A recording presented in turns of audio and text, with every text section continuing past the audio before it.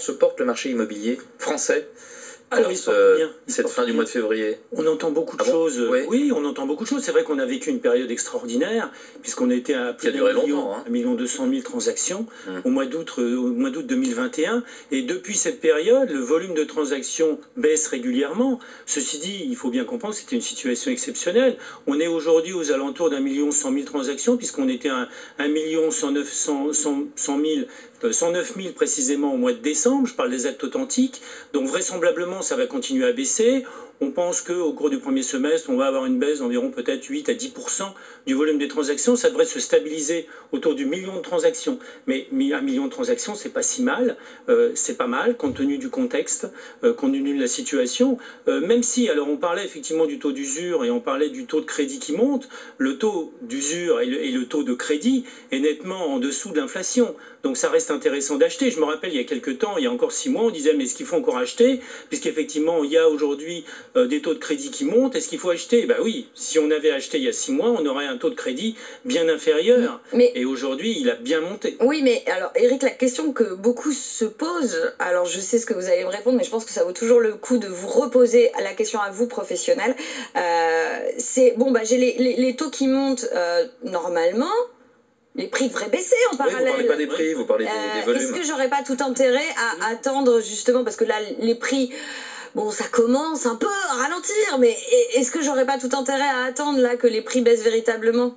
Est-ce que c'est le début de la baisse? On peut faire ce calcul, mais effectivement, si on fait ce calcul, on sait qu'on va avoir des taux qui vont monter. Donc finalement, cette baisse de prix va être grignotée par les taux. Et puis, c'est pas sûr que ça baisse tant que ça. Ce qu'on voit au cours des mois précédents, c'est qu'effectivement, il y a eu un ralentissement de la hausse. Ça a baissé dans certains endroits, mais il y a quand même une demande qui reste forte. Pour plusieurs raisons, plusieurs facteurs. D'une part, l'immobilier, c'est quelque chose qui rassure dans un climat anxiogène.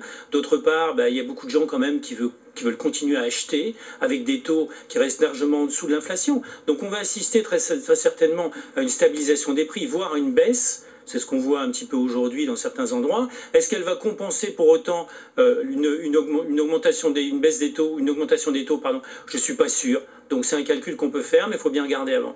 Et du coup, par rapport à cette baisse de prix, donc vous vous dites, bon, a priori correction, petite correction, mais effectivement, je pense qu'encore une fois, on le dit assez souvent, que le marché se porte bien ou mal d'ailleurs, que la France, c'est plein de territoires. Et donc, ok, au niveau national, petite correction, pas d'effondrement. Mais est-ce que localement, on pourrait avoir des corrections assez fortes? Je pense à certaines villes de province, pas les très très grandes, qui ont vraiment flambé en post-Covid. Est-ce que là, on pourrait avoir des corrections, des petites bullettes qui vont éclater là ces prochains mois, ces prochaines années? Alors des corrections assez fortes, je pense pas, parce qu'il y a quand même une demande qui reste importante. Après, qu'il y ait effectivement une stabilisation des prix, c'est déjà ce qu'on voit aujourd'hui. Mais même localement, même sur certaines villes? Alors il y aura peut-être certains types de marchés qui seront plus impactés d'autres, ça c'est effectivement normal. Mais il n'y a pas de bullette, parce que tout simplement, il n'y a pas eu de bulle. On a eu une augmentation qui était... Il n'y a pas eu de bulle ces 25 dernières années? Alors, oui, si on prend 25... Non, dans les grandes villes, 10 000 € le mètre carré à Paris, voire plus. Ah bah ouais, alors typiquement Paris, c'est le marché où il n'y a pas de bulle. Alors, oui, pour moi, une bulle, c'est quelque chose d'assez soudain, d'assez brutal. Et puis, effectivement, si on prend 25 ans, c'est sûr qu'il y a une augmentation des prix. Est-ce que pour autant, c'est une bulle?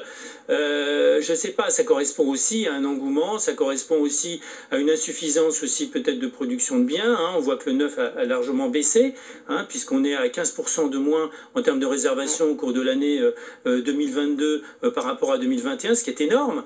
On sait pourquoi, tout ça s'est passé, parce qu'effectivement, il y a eu des tensions sur les matières premières, et puis également sur l'énergie. Donc tout ça, évidemment, ça fait qu'il y a eu plus d'engouement pour l'ancien. Et du coup, non, mais je voudrais revenir sur cette histoire quand même de petite bullette. J'insiste, je pense qu'effectivement, Paris, c'est vraiment le contre-exemple. C'est-à-dire que là, pour le coup, on a des fondamentaux économiques, un patrimoine particulier à Paris, qui fait que, je dis pas que la hausse des prix se justifie, que le niveau des prix se justifie, mais qu'en l'occurrence, la demande, l'offre, tout ça est assez sain d'une certaine manière. Encore une fois, à ceux qui nous écoutent, je suis toujours locataire, donc n'allez pas croire que... Voilà.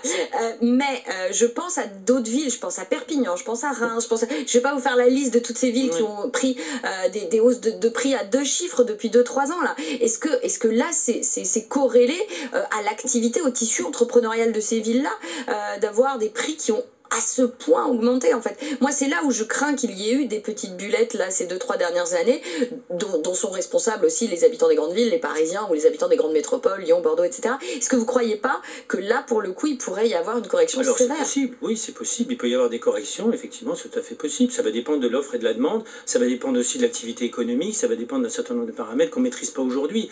Donc vous dire qu'il ne va pas y avoir de baisse importante sur certains endroits, je ne peux pas vous le dire, je n'en sais rien. Quelle est l'ambiance dans vos agences? Agence Serra, là, votre confrère d'Orpi, Guillaume Martineau, sur cette antenne, disait hier soir, la fête est finie, il n'y a plus de queue dans les agences, on reçoit très peu d'appels.